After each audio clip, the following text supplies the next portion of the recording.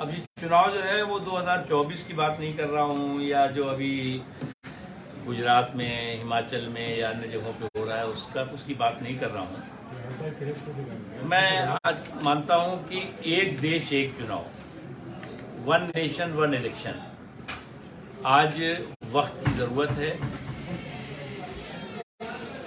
सभी राजनीतिक दलों को अपने राजनीतिक स्वार्थ और पूर्वाग्रह से ऊपर उठ करके एक देश एक चुनाव की दिशा में आगे बढ़ना चाहिए। प्रधानमंत्री नरेंद्र मोदी जी ने इस दिशा में देश का भी आह्वान किया है, राजनीतिक पार्टियों का भी आह्वान किया है,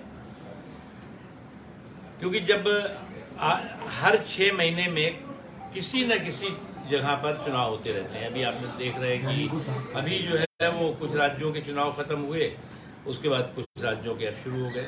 वो चुनाव की प्रक्रिया होती है, चुनाव के जो तमाम वसूल होते हैं, उसके चलते विकास में स्पीड ब्रेकर लगता है।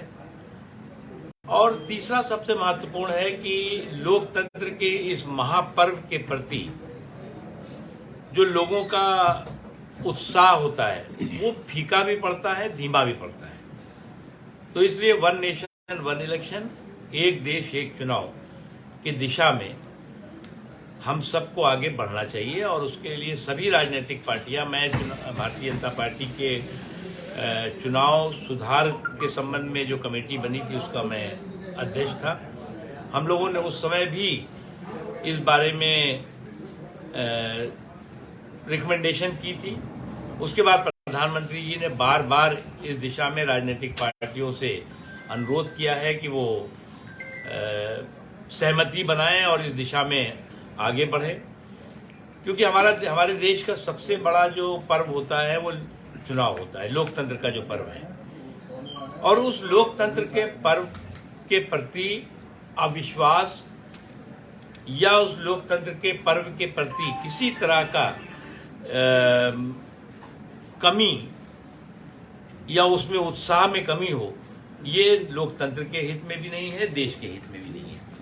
और इसलिए मैंने आज इस माध्यम से मैं एक देश एक चुनाव के लिए जो है वो मेरी फिर से एक बार सबसे अपील है।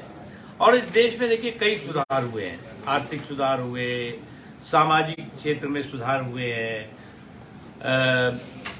शिक्षा के क्षेत्र में सुधार हुए हैं, प्रशासनिक सुधार हुए हैं। हर सुधार जो है आने वाले दिनों में हमारे देश के लोकतंत्र को और आने वाली पीढ़ियों के लिए एक बहुत ही प्रभावी और बहुत सकारात्मक संदेश लेकर आया है। लेकिन ये सुधार जो है, चुनाव सुधार का, ये मील का पत्थर साबित होगा वन नेशन वन इलेक्शन। और इस दिशा में हमारी सबसे राजनीतिक पार्टियों से अनुरोध है कि इस दिशा में वो आगे बढ़ें। एक चुनाव को लेकर जो है आप सहमति दिखा रहे हैं, अन्य पार्टियां जो हैं क्या वो इस पर सहमत हो सकती हैं? देखिए, मैंने तो कहा कि अन्य पार्टियों को अपने राजनीतिक पूर्वाग्रह से ऊपर उठ करके और इस दिशा में सकारात्मक सोच के साथ आगे बढ़ना होगा। देखिए, चुनाव जो है वो मेरी समझ से 70 से पहले तो विधानसभा और लोकसभा एक साथ होते थे, उसके बाद जो है वो बिखरा। आज देश जो है वो चुनावी चक्रव्यूह में चकनाचूर हो रहा है, चुनावी चक्रव्यूह की चक्की में पूरी तरह से पिस रहा है। लोगों का जो जुनून और जज्बा होता है मताधिकार को लेकर के, मतदान को, अभी उपचुनाव हुआ रामपुर में, आजमगढ़ में, कुछ और जगहों पे, कहीं पे 39% पोलिंग हो रही है, कहीं 40% पोलिंग हो रही है, कहीं पे उससे भी कम हो रही है। तो ये अपने आप में, जबकि ईवीएम, अब तो वोटिंग मशीन है, पोलिंग 80% 90% होनी चाहिए। तो यानी ये चिंता की बात है। और इसीलिए पार्टी ने भी और प्रधानमंत्री जी भी इस पक्ष में हैं कि एक देश एक चुनाव, वन नेशन वन इलेक्शन। अब देखिए, एक देश एक राशन कार्ड हो गया, यानी कि अब कोई भी किसी का राशन कार्ड अगर यहाँ है और कोई आदमी जो है कर्नाटक जा रहा है तो वही राशन कार्ड उसका काम करेगा। इसी तरह से अकाउंट भी हो गया, जो बैंक अकाउंट है वो भी एक अकाउंट है, वो कहीं भी काम करता है। वोटर जो आपका आईडी कार्ड है वो भी एक हो गया है। तो इसलिए मुझे लगता है कि जो कई चीजें हैं वो इसमें सबसे महत्वपूर्ण चीज तो ये है। अच्छा, नकवी जी, अखिलेश यादव जी ने एक बयान दिया है कि सीएम झूठ ना बोल सके इसलिए 2 डिप्टी सीएम रखे हैं। देखो अभी ये देश जो है, इस देश की पॉलिटिक्स परिवार के पालने से नहीं चलती है, परिश्रम और परिणाम से चलती है। जो लोग परिवार के पालने से पॉलिटिक्स करते रहे हैं या पॉलिटिकल प्राणी बनते रहे हैं, उनको ये बात समझना चाहिए कि इस देश की सियासत की संस्कृति में बहुत बड़ा नरेंद्र मोदी जी ने बदलाव लाके खड़ा कर दिया है। अब परिवार की परिक्रमा और परिवार का पालना इस देश की पॉलिटिक्स को तय नहीं करता, बल्कि परिश्रम और परिणाम इस देश की पॉलिटिक्स को तय करता है। इसलिए अब परिवार के पालने में एक पैदा हुआ सोने के चम्मच लेकर के और वो अपनी पार्टी का नेता बन गया है या कहीं का नेता बन गया। अब तो ऐसा नहीं हो सकता।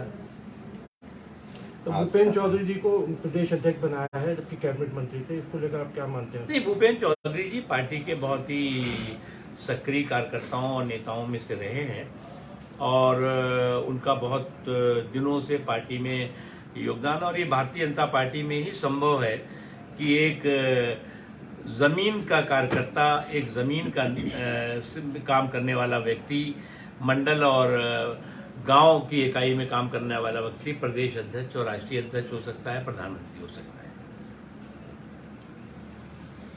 ठीक है सर। उसके अलावा एक और चीज है, मैं कल से हमारे सब लोगों से चर्चा हो रही है, चाहे वो मुरादाबाद मंडल हो, मेरठ मंडल हो, बरेली मंडल के बारे में भी लोग बता रहे हैं। यहाँ पर 2 बड़ी चुनौतियां आ गई हैं, एक तो सूखे की चुनौती और दूसरा बाढ़ की चुनौती। सूखा और बाढ़ दोनों, अब बाढ़ जो है यहाँ पानी की वजह से नहीं आ रही है, पानी छोड़े जाने की वजह से आ रही है।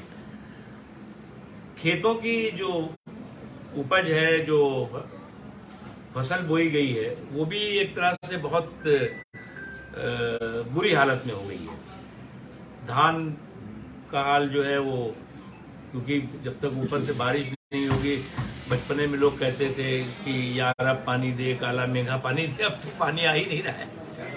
तो दोनों चुनौतियां हैं, चाहे वो मुरादाबाद मंडल का हो, चाहे बरेली मंडल हो, चाहे मेरठ का है। अभी मैं बिजनौर में था कल, वहां पे भी लोगों ने यही कहा। तो इसकी हमने अपने पार्टी के लोगों से भी कहा है, मैं सरकार से भी बात करूंगा कि लोगों के इससे जो संभावित नुकसान है वो किसानों का, फसलों का, उसके राहत के संबंध में वो। तो क्या इन 2 जिलों को जो है सूखा घोषित करने की मांग करेंगे? मैं बात करूंगा और वो आकलन सरकार और प्रशासनिक मशीनरी को करना चाहिए, क्योंकि सब लोग जानते हैं कि मैं देख रहा हूँ कि कई जगह पे कोसी में एकदम पानी उबल रहा है। पानी यहाँ के बरसात की वजह से नहीं, लोगों को गलतफहमी हो जाएगी। कहीं जो आदमी केरल में बैठा होगा, महाराष्ट्र में बैठा होगा, वो सोचेगा कि बहुत पानी बरस रहा है। पानी यहाँ बरसने से वो बाढ़ नहीं आएगी है। पानी भी इस बार अजीब सा है, पहाड़ में बरस रहा है, रेगिस्तान में बरस रहा है, जहाँ जरूरत है वहां नहीं बरस रहा है। कल मुरादाबाद में बारिश पड़ रही थी, बरेली में पड़ रही थी, रामपुर में। दिक्कत ये है कि शहर में हो रही है, गांव में नहीं हो रही है।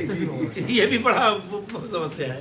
पिछले काफी समय से किसान मांग कर रहे हैं कि रामपुर को सूखा घोषित किया जाए, लेकिन अभी तक ऐसा कोई कदम नहीं। देखिए, जो भी मुझे लगता है सरकारी मशीनरी, एडमिनिस्ट्रेशन और स्टेट गवर्नमेंट, और मैं केंद्र से भी बात करूंगा, इस बारे में आकलन करें और जो भी राहत हो सकती है वो देनी। अच्छा, जैसे आपने कहा है कि एक ही मुल्क एक ही चुनाव होना चाहिए, लेकिन अपोजिशन ने बैलेट पेपर से चुनाव को लेकर मांग करी थी, उसको लेकर आपने क्यों या आपकी पार्टी ने क्यों आवाज नहीं उठाई? देखो, अब अपोजिशन के कुछ लोगों की प्रॉब्लम क्या है कि वो कहते हैं कि जी बिजली गुल कर दो, बत्ती बंद कर दो और लालटेन लगा दो।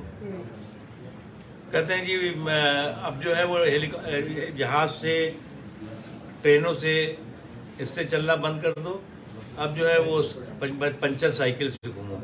तो उनकी अपने तर्क है।